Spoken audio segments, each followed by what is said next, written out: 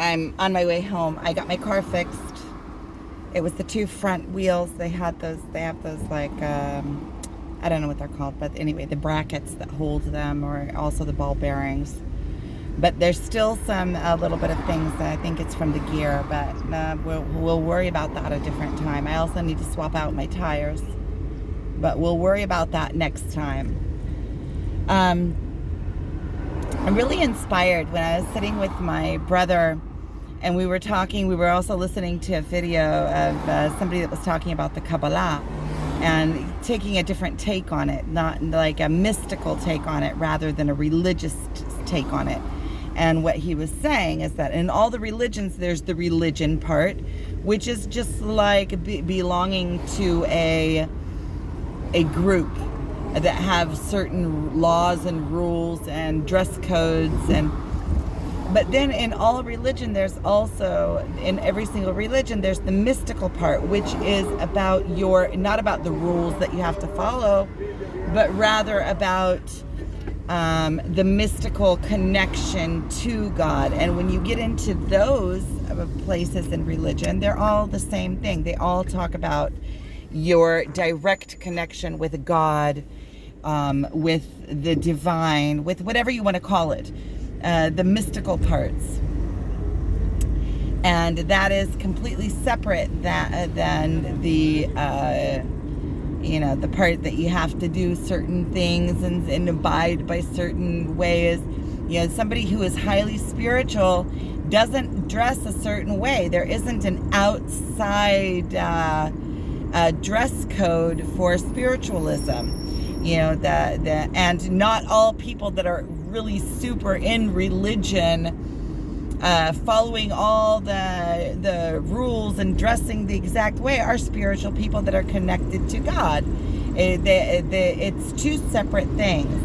And it was really interesting. I found it really interesting how he had it separated, and how simply he was able to explain it. It's in Hebrew. I don't know the name of the guy off the top of my head. Maybe I can find that. I'll have my brother send me that video if I remember. I'm not going to promise, because I know I a lot of times say I'm going to do something and I don't, and I don't remember which videos I said. And so that's that. But anyway, we were talking and it really inspired me into, something that I know, but we had the conversation. It's fresh in my mind. And so I want to talk about it, about how everything in this 3D dimension, is we are in this 3D plane, and all this is an experience. We're not taking anything with us. This body was given to us to be able to go through this plane with and have an experience in this 3D plane, to be able to gather information into this body. We're a spiritual being having a human experience in this plane, and we're not taking anything with us.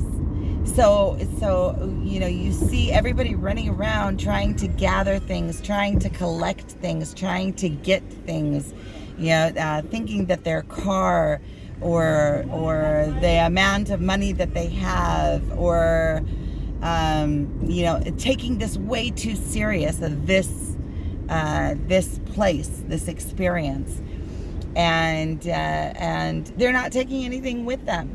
You're not taking your car with you. Your car isn't your worth. How much money you have in the bank doesn't, all of that are like allowances, things that allow you to experience this life. So money, it allows you to have a richer experience in this plane. It allows you to do more things. Having a nice car, or having a whatever possessions you have, you don't live for your possessions. Rather, your possessions allow you to experience life more fully. And if you have excess of possessions that you have to hold on to, that is just, it's actually holding you down. It's stuff that you have to take care of, or things that you have to have more responsibility for. So really, the whole experience is a matter of intake and output, intake and output, intake and output. It's allowing this flow to go directly through you. And that is what allows you to have a richer experience. If you're just having flowing to you and you're grasping onto and holding onto, it's actually hindering your experience, because you have all this stuff more that you have to be responsible for, and it's bogging you down. It's like if you have this big massive house with all this stuff in it, that you know, that was something that when I came back from the States that I realized, and something I just talked about, like that I'm happy that my house is minimalist now, because it's really easy to clean and to tidy up. You know, when I had all of this massive amount of stuff that I had, you know, it collects dust, and it takes you 5 times more time to clean it, and it's good for nothing really. If it's not adding and contributing to your experience, then, you know, what experience is it? When I had that when I first came back from the States, I brought a 40-foot container full of all sorts of antique furniture and things that I collected from the States and stuff that I brought with me. And I had to rent this massive house, and even not everything would fit into that house. And I was thinking to myself, how big of a house would I have to be able to have all of the stuff that I brought fit into? And it took me forever to clean that house. It took me forever. So it was bogging me down. And not only was it bogging me down, the whole house felt heavy and cluttered and full. And it was difficult for me to, you know, even feel at ease in the house, because there was so much stuff that it was overstimulating. And also, when you're surrounded by so much stuff, then you constantly have what to do. Oh, I have to do that corner, and I have to take that corner, and what about that corner? There's all sorts of nooks and crannies. There's more stuff that you have to be responsible for than you need. And so when you have more than you need, or more than you need for a full life experience, and I'm not saying that you need, you know, I'm realizing that the highest form of spirituality is finding that complete balance in the physical plane and in the higher planes. Something that I was discussing with my brother is that there are people that I know that are highly, highly spiritual. It's like they're living up in the spiritual realms, but in the physical realm, they're not managing to take care of their meat, of their body, of their being, physical being. And if you're not managing, if you're living up in these high spiritual realms, you're missing the point of this life experience, which this life experience is also being able to experience this 3D reality. And in able to fully experience this 3D reality, you cannot just pretend like it doesn't exist.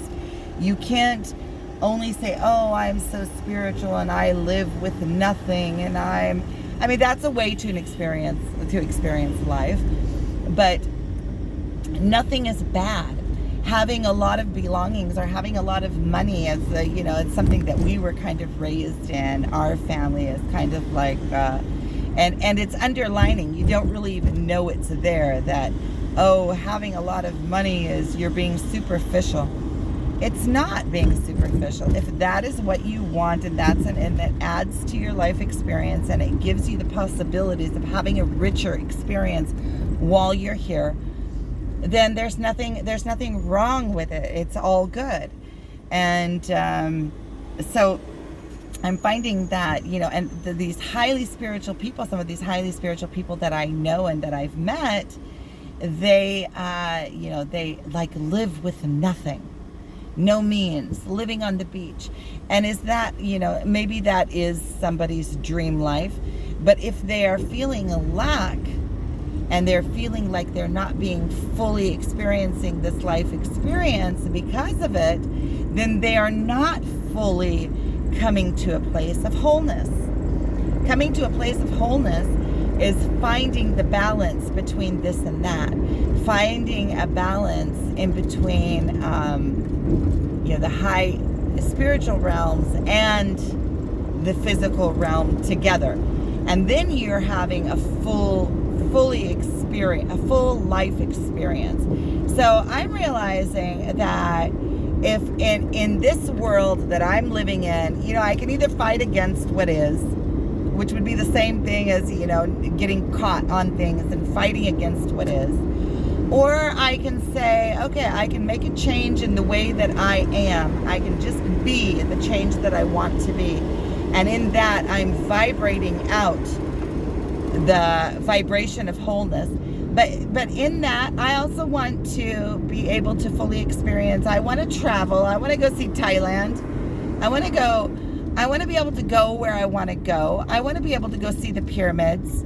I want to be able to fix my car when my car needs to be fixed. I want to be able to buy school supplies. I want to be able to share. I want to be able to spread my word. I want to be able to be where I want to be and give what I want to give, and not in a way of greediness, but in a way of allowing the flow to flow through me, and in a way of fully experiencing this life experience and everything that this life has to offer. And if that means that I have to have money to be able to do that, then I'm not going to be fighting against. In the times that I am living now, I can make a change easier from the starting point of where I'm at. And this is where I'm at. This plane, this is exactly how it works here. And I can put out the good word. I can put out the good word probably even better if I am in a place where I am in my own fullness, where I live a life that others would want to live, which means not every month trying to figure out how I'm going to pay the rent, living in a life where I am in full expression, I am in full gratitude, I am in full, have the means that I want or need in order to live a full life experience and not fight against it, and just allow life to flow through me, I guess. And so if that means whatever it entails, it doesn't have to be suffering. What I'm realizing is that I can be happy in any place that I am when I am doing good and doing things from a place of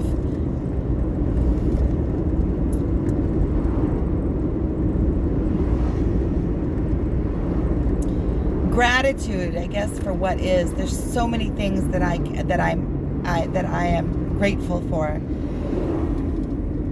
And I'm realizing with my twin flame, I'm just kind of letting go in that place. And I see that the more I let go, the more aligned that I'm becoming, the easier it becomes. The easier it becomes the communication with him, because there's no expectations. Okay, so yesterday, we met and we had, that little, where he got after me for something. And he was right. And that was all it was. It was easy peasy. And I took responsibility for it and I moved on. And there's no, as long as I'm taking responsibility for it, that means that I am fixing it. Even if it means that if I have a stuck way of behavior, even if it means, okay, I saw it and I still flub up, I'm easy with myself. But overall, I know that I'm already getting those lessons, the lessons that I need to be getting, and that I'm open to hear them and that they're not detrimental, and that I want that feedback. And it just goes like that. It's okay. Everything's okay. And this morning I was already texting back and forth with my twin flame about different things that we wanted, we were talking about. We have a whole bunch of different conversations going, so it's about different conversations. And I even called him, and we had a really good correspondence, because I went to the beach where we go sometimes together. I went with the mask that he gave me. I went diving a little bit. So I called him and offered him to come. And he said no. He was doing other things, and then he was going to pick up his son. And that was all it was. It was like, oh, okay, cool. That's all it was. And we had a really good, and we talked about some other things that we have going on that we were talking about. And it was easy peasy. And it was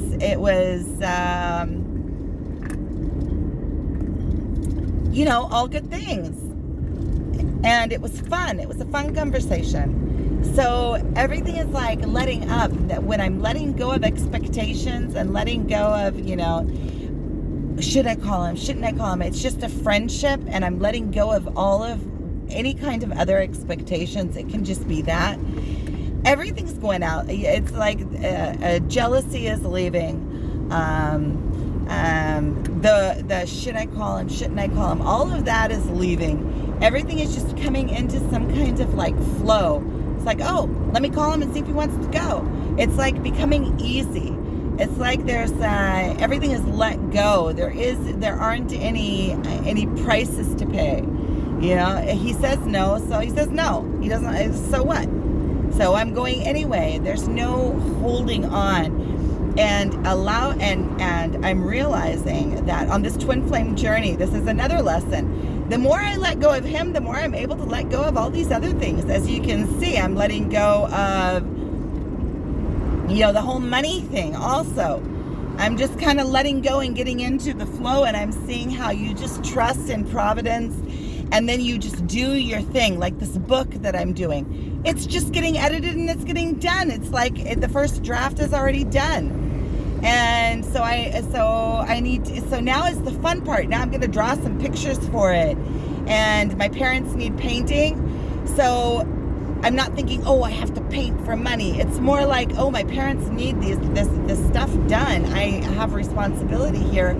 And it's coming more of a place from love, and at the same time, and love for them, and helping them, that they need it done. And so it's coming from a place of love, and so I'm going to do it for the right reasons. And along the way, I'm also getting paid for it. And along the way of giving them love, that I'm getting the love back. Like I was saying that I was talking to my mother about that metal detector that I want to buy, and it's 1,000 shekels.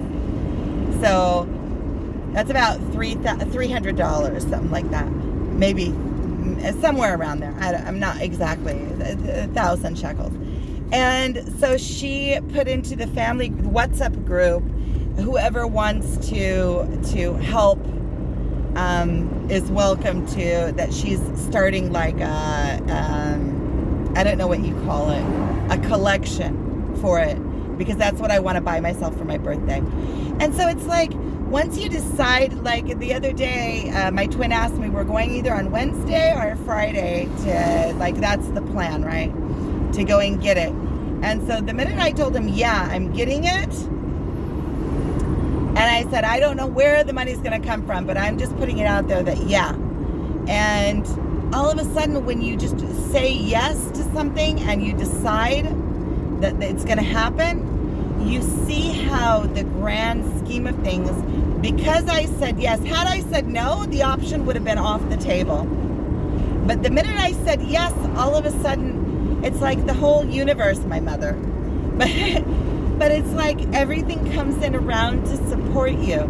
So, and the minute I decided, yes, I'm going to take an editor on my book because I've been sitting on it for 2 weeks, all of a sudden the universe came in around to support me on it.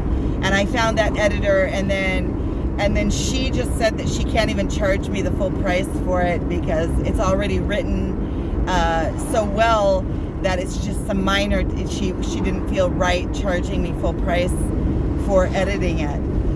which is, first of all, I got like major feedback on it, which is already like, it already is lifting me up into believing in my book. And she took less price for it, and I already paid for it. So it was like, I sent out the money. I already paid for it. So I'm like, I see how the universe is working. And I went to my friend in Jerusalem, and she was so so much in gratitude that I came, and that I helped her out with some stuff, and we stayed up until really late at night talking, and it was just like and she was so in like gratitude that she wanted to give me a gift, and she transferred like a good sum to me. And it was like from a place of just like she wanted to. She wanted to.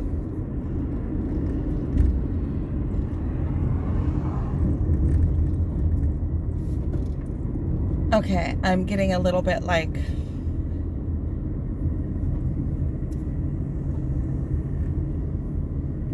overwhelmed. So, and also when my mother put that in the family group, I saw it in the family group, and I just broke down bawling for like 20 minutes. I couldn't. I was just like, I'm seeing how the universe is working, and I see that when you're in a place of purity, and you're in a place of gratitude, and you're in a place of just, when your intentions are in the right place, how the world comes in around you and just supports you in your efforts.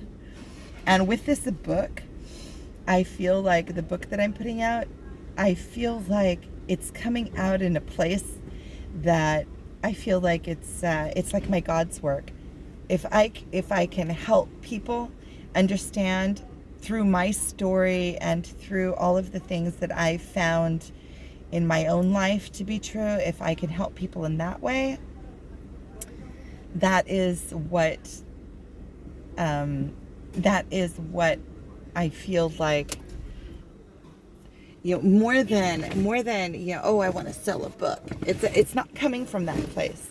It's coming from a place of truly wanting to help other people that have dealing with what I dealt with, because I know what it is like to be in that place, and I know how alone you feel, and you are alone in that place, each and every one of us.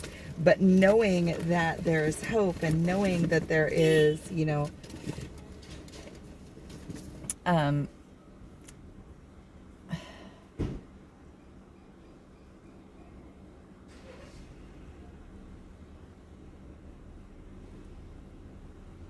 anyway, you got the idea. I'm stopping this here. I'm going to get milk.